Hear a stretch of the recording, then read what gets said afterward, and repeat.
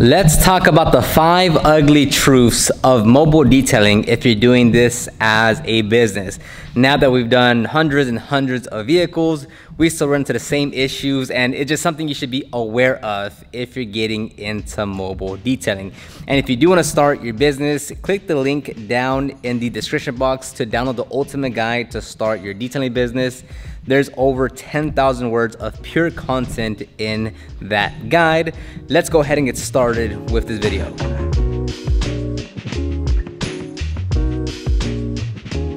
Number 1 is the restrooms. You have to plan accordingly based on how long you're gonna be at that job site or what's around you at that job site to see like how are you gonna manage the restroom situation.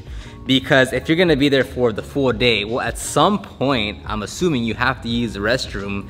So are you going to wrap everything up and then drive back to a gas station, go get lunch and use it there, or go to a convenience store and use the restroom there? Are you going to ask the customer to use the restroom? Which of the last 12 years, I think I've only ever done that 3 times, because personally for me, it feels a little awkward doing it. Again, unless those 3 times were just like, I had to do it. Or the least common one, at least to my knowledge, is using the restroom in your rig, in your van, in your truck. Like for us, if we have, for us, we can go, we can use the number 1 in our van because we have enough space and like we can close all the doors. But if you're working out of your Corolla, your Mustang, even a smaller size truck, that might be a bit more difficult to do, especially like doing it comfortably. So you really have to plan out how you're gonna do it. Because even us for now, if there's a 2-man team and one of them has to use the restroom, well, what do? Again, for us personally, I don't like using the customer's home restroom. That's their safe haven, that's their home, that's their safe place. And you never know, like they didn't clean the restroom, the house, they have guests, whatever the case may be. I would just rather not use their home location. So whether you're by yourself or in a 2-man team, like you have to wrap up your stuff, right? Maybe that's putting the products, tools in the customer's garage, maybe just leaving it there. I wouldn't advise that. Or reeling everything back into your van and then driving out. And this can waste some time. If there's something right outside the neighborhood, 5 minutes, or maybe you can walk across to the gas station and whatever, but it's gonna take time away from the detail. And again, like depending where you are, the location, where you are in the process of detailing, like it could be very, very annoying and cumbersome to say, oh, well, I have to go use the restroom. Number 2 is the weather. You have to basically become a part-time meteorologist to look at the radar, look at the Doppler system, look at the weather and say, okay, is this weather gonna affect me? Because it might say there's a 60% chance of rain tomorrow, right? And you're saying, oh, well, I have a job tomorrow, right? But what you have to ask yourself is, at what time is that rain gonna happen?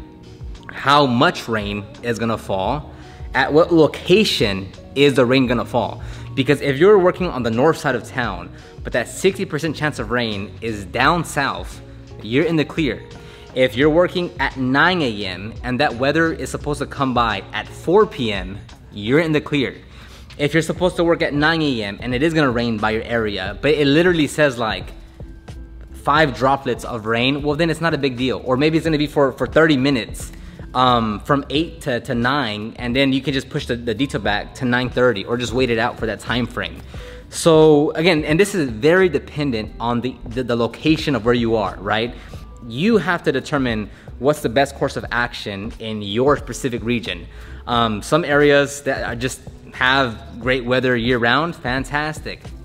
Texas, Arizona, you don't have that luxury. You are in the blazing hell heat for months at a time, or you might be somewhere that's really cold where it just gets, super cold. So you have to be proactive, hyper proactive with the weather in terms of making your own projections of like, okay, am I gonna be able to complete that detail based on the current forecast?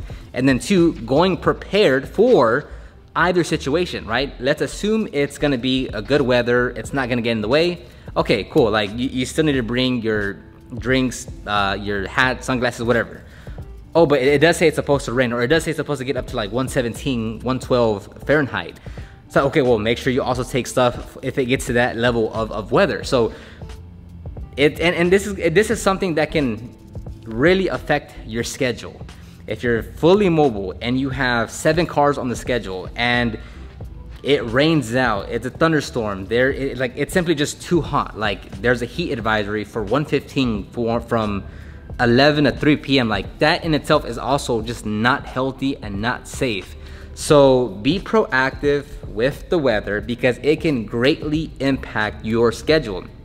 Other alternatives is, can you work earlier? Can you work later? Can the customer bring their vehicle to your home location and work out of your garage? Again, it's really dependent on your situation, but just think about ways to which you can mitigate the weather. Number 3, it's gonna be the work environment sucks, but sometimes.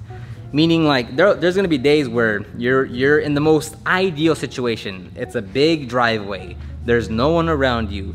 The weather is beautiful. It's a high-paying job. It's like everything is in your favor, and you're saying, oh, I love mobile detailing. Like, there's nothing better than this.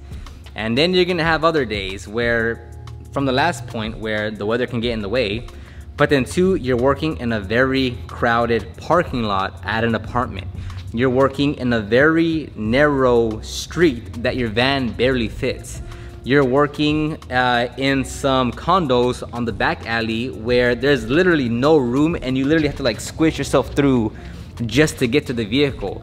Or you're working in an area where there's a lot of construction, a lot of people walking around, and it's like you're just crammed there with everyone else. So you're gonna see both good and bad as a mobile detailer. I mean, I've made plenty of videos where it's that ideal situation, and you know, it's just like, I'm happy, it's great, like I love mobile detailing, like this is what we like to do. And then there's other days where it's like it's super hot, it's crowded, it's a long day, the weather's not cooperating, the details taking forever, and you're just like, oh, is this something that I want to keep on doing? And it's the ups and downs of mobile detailing. Like, you can't be consistent because nothing of mobile detailing stays consistent. The weather, the traffic, the environment, like none of that is consistent because obviously you're a mobile detailer, you're moving from location to location. Number 4, it's gonna be the travel distance. Again, it's all on a spectrum. There are good days and then there are bad days, and every day or every job will fall somewhere on that spectrum of good and bad, or bad and good, however I had it. So there's days where the customer is 10 minutes down the road, it's nice weather, there's no traffic, we can literally leave the shop like at 8:45 because they're just down the street. And again, here in Houston, because there's 4 million people, because it's a very large city, we might have a job that's 30 minutes, you know, wherever. But then you account for traffic, then you account for construction, then you account for they're living somewhere in the city where there's minimal traffic. That 30 minutes balloons up to 45, 50 minutes just because that's the way it goes. So you have to account for, yes, like if you book in a customer at 11 a.m. and you check Google Maps and you're like, oh, okay, that's only 25 minutes.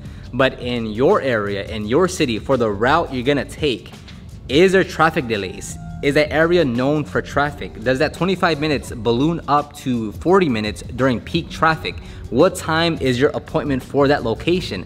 Are you gonna hit traffic? These are all things you have to consider, because just like the weather, traffic can heavily delay your schedule. And again, this is all dependent on your business, your travel distance, the area, how big it is, and all that. Because again, if you're like, no, I don't wanna travel no more than 10 miles, that's fine. You have your criteria, you have your distance, totally fine. But if you're saying, well, I live in a large city, I can have customers 5 miles away or 35 miles away, that's also fair game. You just have to plan accordingly, because we've been late to appointments, we've had to reschedule appointments, because we might be literally en route to the customer's location, but there's a huge traffic jam, there is a big accident, there is a road closure, and it's okay, it's just an extra 10 minutes. Oh, now it's 20 minutes. Oh, now it's 35 minutes. Okay, if we go to this customer location, we're not even gonna finish the details, so we could just go and go straight to the next customer because we'll be able to finish it, and then we have to reschedule that customer because it's just not gonna work out logistically. So Plan for the traffic because it can definitely mess up your schedule. Number 5 is unexpected mishaps. So, and this one could look in a number of ways. Maybe you actually charge your battery for your cordless drill or your cordless vacuum, whatever the case may be, and it turned out that the battery itself is just dead. Like it doesn't work properly anymore. Or maybe you're on the job site and you have your pressure washer and you have a pressure washer rail and then the hose busts, and then you can't use that anymore. Or maybe you filled up your water tank to 50 gallons, but there's a leak in there and all the water leaked out as you got to the job site. Or maybe something happened with your generator and it's just not powering any of your equipment. And things like this are gonna happen. You can plan and prepare the best you can, but just know that things are gonna go wrong. And the only thing you can do is just plan and overcome that problem. So again, we've had every issue you can think of the generator just not working, and we literally can't power anything in our van. The air compressor hose busting, the pressure washer hose busting, We've had batteries die out on us. We've had whether it's the water tank leaking, whether it's the van not turning on, whether it's having a puncture in the tire, whether it's the square card reader not working, whether it's like an employee not coming in on time or not showing up at all. Like, things are going to happen, and as you get more experience, you kind of get better at problem solving. But it's just, since you're mobile, like, you don't have the luxury of like, oh, let me just go back to my shop or garage, and in that closet there's another battery. Or, oh, like the pressure washer hose broke, well, let me just grab my garden hose and I can use that. So you just have to think on your feet and think about solutions on how can I still complete the job without XYZ of what I needed. So when our pressure washer hose broke, we couldn't use the pressure washer, we couldn't use the hose, we couldn't use the water tank, because we don't have, obviously, a garden hose in there that can actually work. So we ended up using the customer's garden hose. Now, the process had to change because we no longer have the DI water, we don't have the foam cannon, we don't have all these things. So that's just the way it works. Now, again, could we have said, oh, why don't you just take down the pressure washer, hook it up to this, and use it like that? And it's like, if that might be able to work in your situation, but like for us, because we have the pressure washer hooked to the garden hose, hooked to the water tank, hooked to the generator, it's like, it's too cumbersome to go through all that. Let's just, the most basic solution, let's not overcomplicate what we're doing. Let's just use a garden hose. We're gonna switch up the process, but that's easier than going through all that. So it's just, it's a thing that's, you're gonna have to get good at, because it's going to happen. You're gonna have problems come up last second, last minute that you weren't planning for, and you gotta get over it. Now, these are my 5 ugly truths. I'm sure there's more, so let me know what is your ugly truth in the comment section down below. Again, if you want to download the ultimate guide to start your detailing business, click the description box and download that. Thank you very much. I'll talk to you on the next one.